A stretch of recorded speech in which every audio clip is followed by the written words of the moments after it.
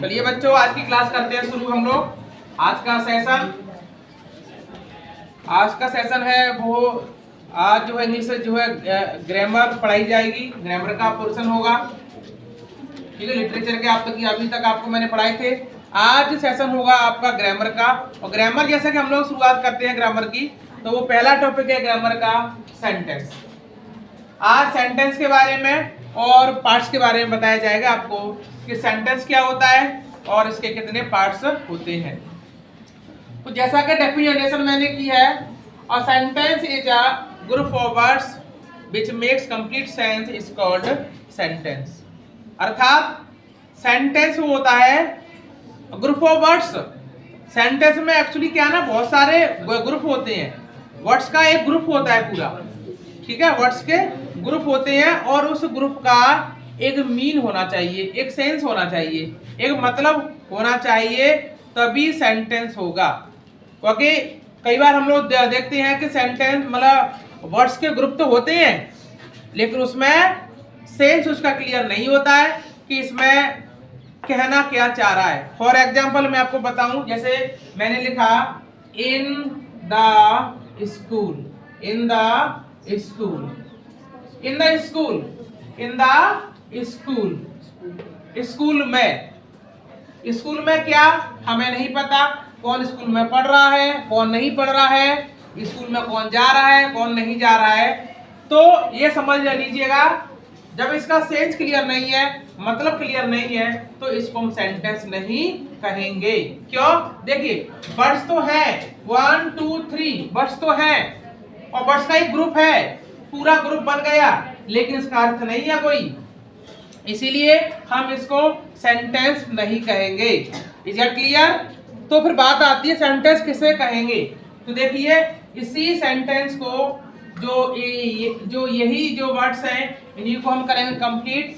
मैंने बोला I am studying, I am studying, I am studying in the school. अब पढ़िएगा, I am studying in the school. I माने मैं, M माने हूँ, स्टडी माने अध्ययन कर रहा हूँ, इन माने मैं, और द स्कूल मीन्स स्कूल विद्यालय। अर्थात मैं विद्यालय में अध्ययन कर रहा हूँ। अब मैं आपसे पूछूं कि विद्यालय में कौन पढ़ रहा है, तो बोलो मैं। कौन पढ़ रहा है? मैं। तो ये मैं हमारा सब्जेक्ट हो गया, समझ आ गया। जब इसका अर्थ बन रहा है तो इसीलिए हम इसको सेंटेंस कहेंगे। ओके, तो सेंटेंस होने के लिए उसका मतलब हमारे समझ में आना चाहिए। ओके, चलिए, ये हो गया हमारा सेंटेंस। अब इसके पार्ट्स के बारे में बताते हैं हम लोग। जैसे इसके पार्ट्स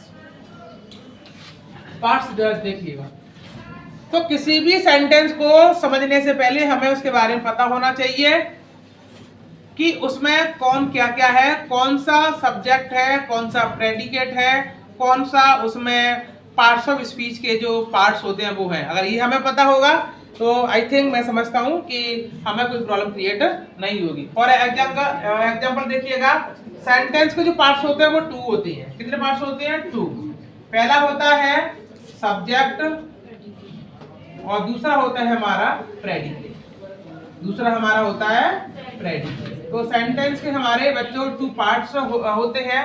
पहला हुआ सब्जेक्ट और दूसरा हुआ हमारा प्रेडिकेट, ठीक है। तो 2 ही पार्ट्स होते हैं। अब ये सब्जेक्ट क्या होता है और प्रेडिकेट क्या होता है, एक एग्जांपल से समझेंगे फटाफट से हम लोग। जैसे मैंने एक एग्जांपल लिखा, your father is reading newspaper, reading newspaper. मैंने बोला आपके पिताजी अखबार पढ़ रहे हैं। तो देखिएगा, सब्जेक्ट क्या होता है? सब्जेक्ट जिसके बारे में कुछ कहा जा रहा होता है। जैसे मैंने बोला कि इसमें who is studying newspaper, father. तो यही हमारा सब्जेक्ट हो गया, फादर, यानी कि योर फादर। योर फादर पूरा हो गया हमारा सब्जेक्ट। क्यों? क्योंकि हम इसमें फादर के बारे में हम लोग बात कर रहे थे, ठीक है। अब सब्जेक्ट को छोड़कर हमारा बच्चा प्रेडिकेट।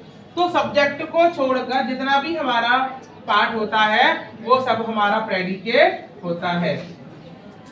प्रेडिकेट मीन्स होता है जो सब्जेक्ट के बारे में कुछ बता रहा होता है, वही हमारा प्रेडिकेट होता है। तो क्या बच्चा आज आप समझे, सेंटेंस समझे, इसके पार्ट समझे। मैंने बताया सब्जेक्ट क्या होता है, इसका एक वर्ड्स का ग्रुप होता है और उसका एक मीन होता है, यही हमारा सेंटेंस होता है। पार्ट्स मैंने बताए 2 पार्ट्स होते हैं, एक सब्जेक्ट और प्रेडिकेट। एग्जांपल के थ्रू मैंने आपको समझाया। For example, your father is reading newspaper, आपके पिताजी अखबार पढ़ रहे हैं। तो सब्जेक्ट क्या हो गया, जो उसमें काम कर रहा है। भाई सब्जेक्ट उसे कहेंगे जो काम करता है, जिसके बारे में हम लोग कुछ बातें कर रहे होते हैं, यानी मेन करता होता है वो, ठीक है, वो ही हमारा सब्जेक्ट होता है। सब्जेक्ट जैसे आपका अखबार कौन पढ़ रहा है, तो मैंने बोला आपके पिताजी, तो यही हमारा सब्जेक्ट हो गया। दूसरी बात, सब्जेक्ट को छोड़कर जितना भी पार्ट्स बचा है वही हमारा प्रेडिकेट होता है। ओके, चलिए बच्चों आज के लिए सिर्फ इतना ही। Okay, thank you.